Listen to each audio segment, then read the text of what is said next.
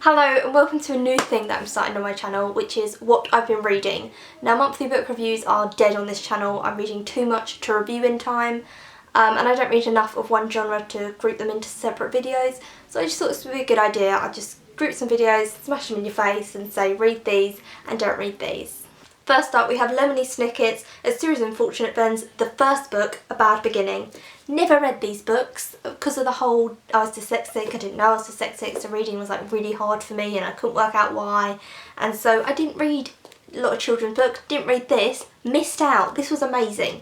So I'll show you like the presentation of the book because I think it's really beautiful. It's a hardback book, and then on the inside you have these gorgeous end papers. So it's about three kids who get orphaned and then they have to go and live with their uncle who's evil and he plans to kill them because he wants their money from them. That's what it's about.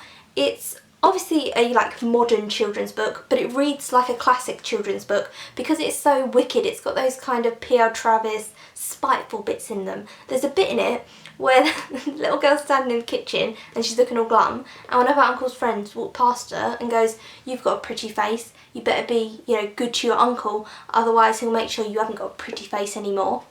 Whoa! This is a children's book, guys! Overall, I thought the characters were really interesting. I really liked the little girl. One tiny criticism, is that Lemony uses quite adult and long words, but then he'll tell you what they mean. So he'll use a long word and then say, "This is what the word means. I've used it in this sentence because it can be in relation to our storyline because," and as an adult, you know what that word means, so it can be a little bit patronising, but I understand he's trying to give bigger words to children and that's really cool. But there is something that I think Lewis Carroll said, which is if a children's book can't be enjoyed by an adult, then it's not a very good book.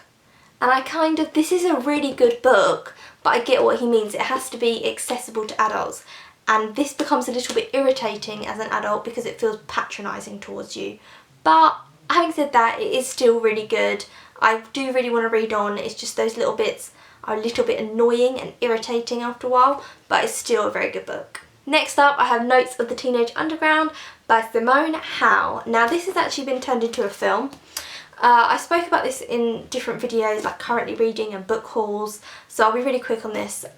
It's about three girls and they decide that they're going to set themselves a summer project and do something exciting. So they decide to do stuff from the underground and they're really influenced by Andy Warhol. Obviously it's like a YA, so it all gets a little bit out of hand. And I thought it was good. I liked our main character. I felt like it touched on a lot of teen subjects but didn't deal with any of them. And at times I felt the dialogue was a little bit false and it wasn't really what people would say. I say this is a good, quick, easy read. I then read a graphic novel. This graphic novel a lot of you will know of. It's very famous. People love it. It's Saga, Volume 2. Oh, I'm sure everyone knows what Saga's about, so I won't go into that. But I don't think Saga's for me, and I like the small details in comics. So in this you have like action, and there's new characters continually being added in and it's like an exciting thrill. I like a lot of emotion in the books and things that I read. And with this you don't have time to have that emotion because there's so many different characters. I really like this picture though.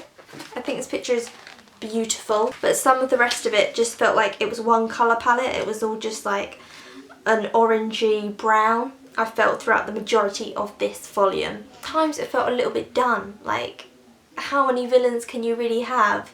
You're just going to continually be adding a new cast of villains that they have to get through, but none of the villains are sticking with us because they're kind of being killed. So it just feels a little bit copy and paste. Whew, come at me BookTube, I'm ready. So that's what I'm going to talk about for now because I don't want to make these videos too long. But this is the new series I'll be starting. No more monthly book reviews because there's too many books to get through. I can see a pile over there of books that I have to do reviews for, and I want to do it before I go to uni. I go to uni around like the 12th of September time. So hopefully you'll have loads and loads of book reviews before that time. I will see you again for another video.